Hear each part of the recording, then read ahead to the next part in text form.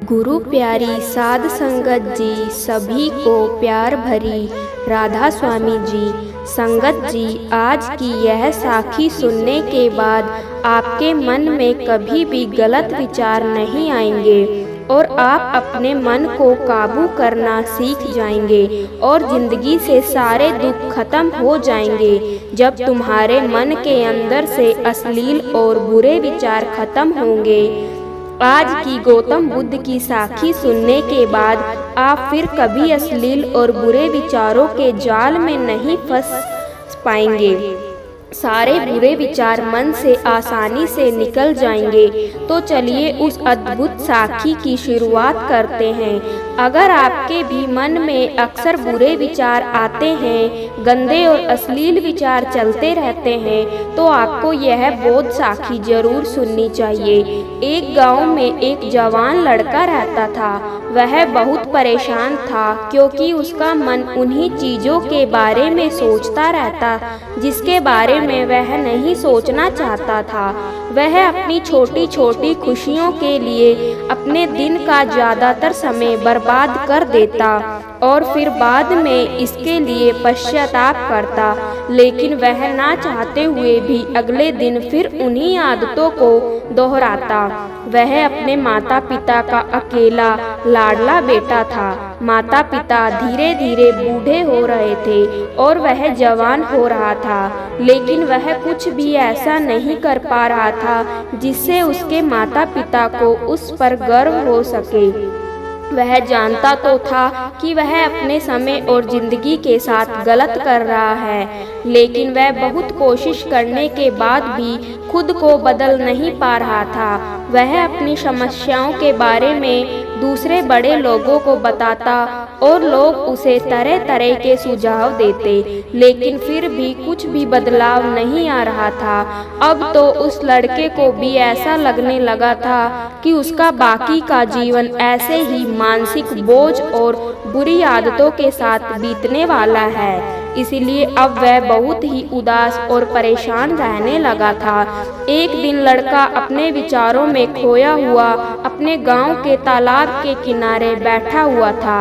तभी पीछे से उसका एक मित्र भागता हुआ आया और बड़े उत्साह से उसके कंधे पर हाथ रखकर बोला, मित्र, मुझे तुम्हारी सभी समस्याओं का समाधान मिल गया है। अपने मित्र के मुंह से यह बात सुनकर वह लड़का बहुत खुश हो जाता है और पूछता है, क्या समाधान मिला मेरी समस्याओं का? मित्र ने कहा, ध्यान तुम्हारी सभी समस्याओं का समाधान है। लड़के ने कहा, ये ध्यान क्या होता है? मित्र ने कहा, कल हमारे गांव में एक बौद्ध भिक्षु आए थे। गांव के सभी लोग उन बौद्ध भिक्षु से अपनी अपनी समस्याओं का समाधान पूछ रहे थे, तो मैंने सोचा कि मैं भी तुम्हारी समस्या का समाधान पूछ ही लेता हूँ। तो मैंने उन बौद्ध भिक्षु से अपने मन को काबू में करने का तरीका पूछा। मेरा प्रश्न सुनकर उन बौद्ध भिक्षु ने ज़्यादा तो कुछ नहीं कहा, बस इतना ही कहा कि ध्यान जीवन की सभी समस्याओं का समाधान है। मैंने सोचा कि तुम्हें ध्यान के बारे में पता होगा, इसीलिए मैंने उन बौद्ध भिक्षु से ध्यान के विषय में ज़्यादा कुछ नहीं पूछा। अपने मित्र की बात सुनकर उस लड़के ने कहा, मुझे उन बौद्ध भिक्षु से मिलना है। वह लड़का और उसका मित्र बौद्ध भिक्षु को ढूंढने निकल पड़ते हैं। बहुत पूछताछ और खोज कर बाद में उन्हें वह बौद्ध भिक्षु बगल के एक गांव में एक पेड़ के नीचे ध्यान करते हुए मिलते हैं। वह दोनों उस बौद्ध भिक्षु के पास जाकर बैठ जाते हैं और उनकी आंखें खुलने का इंतजार करते हैं।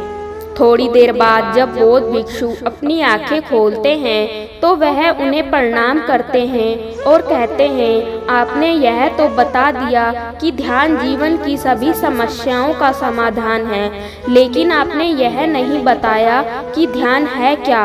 बौद्ध भिक्षु ने कहा, ध्यान क्या है इसको मैं शब्दों में समझा पाऊँ इतना मुझ में सामर्थ्य नहीं, लेकिन अब क्योंकि तुम लोगों ने प्रश्न किया है तो मुझे कुछ ना कुछ तो बताना ही पड़ेगा। तो तो सुनो, ध्यान का मतलब है ना कोई प्रश्न, ना कोई उत्तर, ना कोई विचार, ना ही कोई भावना। यह एक ऐसी स्थिति है जो हमारी वास्तविकता से हमारा परिचय करवाती है। इसी स्थिति में पहुंचकर व्यक्ति के अंदर कोई भी प्रश्न, कोई भी उलझन सब शेष नहीं रह जाती, क्योंकि उसके सामने सब कुछ स्पष्ट हो जाता है। उसे जीवन की व्यथा का पूर्णतः आभास हो जाता है। लड़के ने पूछा, लेकिन ध्यान की ऐसी स्थिति को कैसे प्राप्त किया जा सकता है? बौद्ध भिक्षु ने कहा, ध्यान करना बहुत आसान है। क्या तुम्हें बैठना आता है? लड़के ने कहा, हाँ, मैं बैठ सकता हूँ। बौद्ध भिक्षु ने कहा, कितनी देर तक बैठ सकते हो?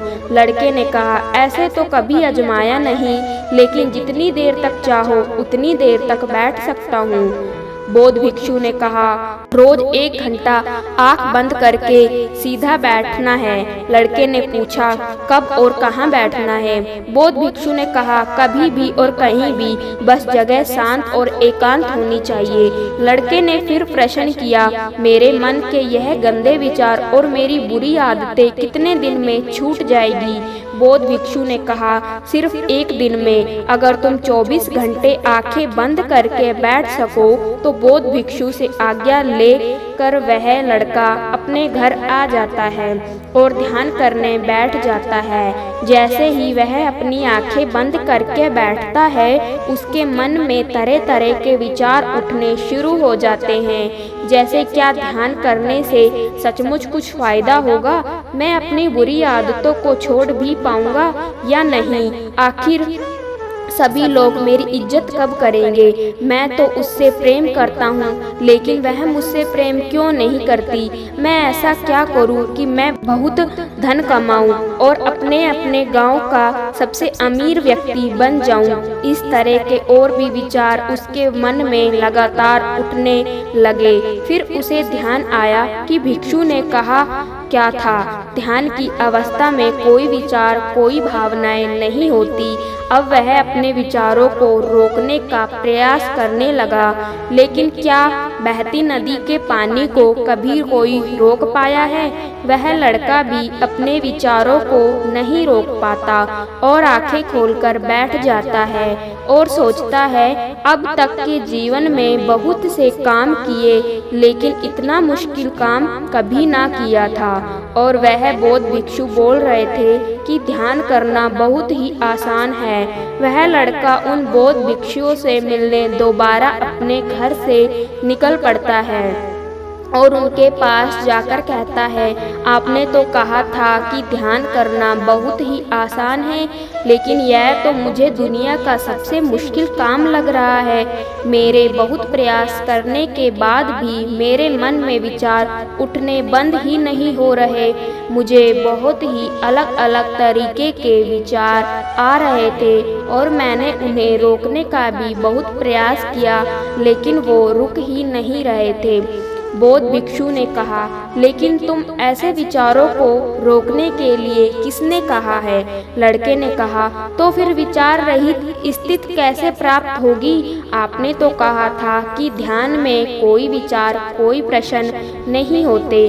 बौद्ध भिक्षु ने कहा, हमारे दिमाग में हर समय बहुत से विचार जन्म लेते हैं और मरते हैं, लेकिन हमारा मन उनमें से किसी एक विचार को पकड़ लेता है और फिर उससे जुड़े विचारों के बारे में सोचता चला जाता है। इस तरीके से हमारा मन विचारों में उलझ जाता है और हम भूल जाते हैं कि हम क्या कर रहे थे। जब तुम ध्यान करने बैठोगे तो तुम्हारे दिमाग में भी बहुत से विचार उठेंगे और ख़त्म हो जाएंगे, लेकिन तुम्हें किसी भी विचार का चुनाव नहीं करना, बस उन्हें देखना है। तुम्हारे मन में विचार उठेंगे और ख़त्म हो जाएंगे। धीरे धीरे समय के साथ इन विचारों के उठने की गति कम होती चली जाएगी। बौद्ध भिक्षुओं के मुंह से यह सारी बातें सुनकर वह लड़का अपने घर वापस आ जाता है और दोबारा ध्यान करने के लिए बैठ जाता है। इस बार वह लड़का बौद्ध भिक्षु के बताए अनुसार अपने मन में उठ रहे विचारों को देखता है। वह कुछ देर तक तो विचारों को साक्षी भाव से देख पाता है, लेकिन फिर उसके मन में ऐसे विचार उठते हैं जिनके बारे में सोचने से वह खुद को रोक नहीं पाता और वह गहरे विचारों में खो जाता है। कुछ देर बाद उसे याद आता है कि वह तो ध्यान कर रहा था। वह दोबारा विचारों को देखने का प्रयास करता है, लेकिन इस बार उसका मन दूसरी चाल चलता है। अब उसके मन में अश्लील विचार उठने लगते हैं। वह लड़का सोचता है कि ध्यान जैसी पवित्र स्थिति में यह अश्लील विचार क्यों उठ रहे हैं। वह अपने मन में उठ रहे अश्लील और गंदे विचारों को रोकने का बहुत प्रयास करता है, लेकिन वह उन्हें रोक नहीं पाता। उसके मन में लगातार बस ऐसे ही विचार उठ रहे थे। बहुत देर तक प्रयास करने के बाद जब वह लड़का परेशान हो जाता है तो वह ध्यान से उठकर सीधा उन बौद्ध भिक्षुओं के पास जाता है और कहता है, मैं जब भी अपनी आंखें बंद करके ध्यान करने के लिए बैठता हूँ तो मेरे मन में सिर्फ अश्लील और गंदे विचार ही आते हैं। बौद्ध भिक्षु ने कहा, कोई भी विचार अच्छा या बुरा नहीं होता, इसीलिए किसी भी विचार को बुरा समझकर उसे जबरदस्ती दबाने का प्रयास मत करो, क्योंकि हमारे द्वारा विचारों का विरोध ही उन्हें और भी शक्तिशाली बनाता है। इसीलिए किसी भी विचार का दमन करने का प्रयास मत करो, क्योंकि इस मन की प्रकृति ही ऐसी है कि हम इसे जिस चीज के बारे में सोचने से रोकते हैं, यह उसी चीज के बारे में सबसे ज्यादा सोचता है। इसलिए तुम्हारा विचारों को रोकने का प्रयास व्यर्थ है और जिन विचारों को तुम गंदे व अश्लील विचार कह रहे हो, वह विचार भी तुम्हारे जीवन का एक हिस्सा है। इंसानी जीवन को आगे बढ़ाने के लिए इन विचारों का उठना भी जरूरी है। एक बात हमेशा याद रखना कि जीवन में हम जिस भी चीज का स्वीकार करते हैं, हमारा मन उसी चीज में सबसे ज्यादा रस देने लगता है। इसीलिए जीवन की किसी भी सच्चाई को नज़रअंदाज करने का प्रयास मत करो। हर चीज को स्वीकारो, तभी तुम उससे मुक्त हो पाओगे। लेकिन इसका मतलब यह नहीं कि तुम हर समय काम वासना के विचारों में ही डूबे रहो।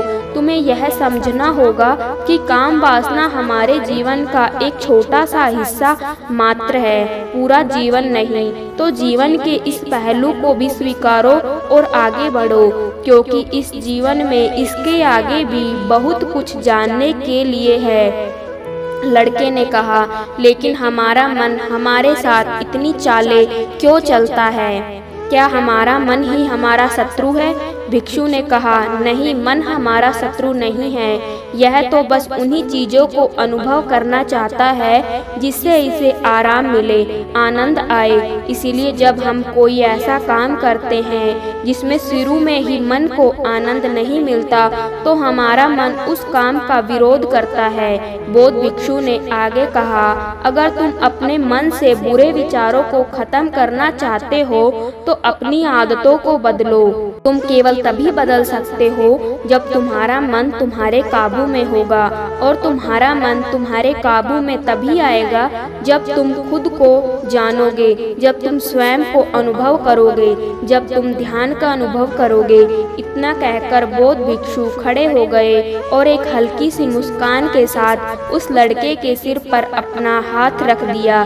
इसके बाद उन्होंने अपना भिक्षा पात्र उठाया और वहां से चले गए। वह लड़का उन बौद्ध भिक्षुओं को जाता हुआ देखता रहा, लेकिन अब वह बहुत खुश था, क्योंकि उसे अपनी समस्याओं का समाधान मिल चुका था। ध्यान के रूप में वह समझ गया था कि उसे हर रोज ध्यान के लिए बैठना है और उसे अपने आते जाते विचारों को देखना है, लेकिन किसी भी विचार को पकड़ना नहीं है, उसके पक्ष में नहीं जाना और ना ही विपक्ष में जाना है। समय के साथ वह विचार खुद ही गायब होते चले जाएंगे। साथ ही वह यह भी समझ गया था, कोई भी विचार अच्छा या बुरा नहीं होता, विचार सिर्फ एक विचार होता है, इसीलिए विचारों का विरोध करना भी व्यर्थ है। तो साध संगत जी, यह थी आज की हमारी साखी अच्छी लगी हो तो वीडियो को लाइक, कमेंट, शेयर और सब्सक्राइब करना ना भूलिएगा। सभी को प्यार भरी राधा स्वामी जी।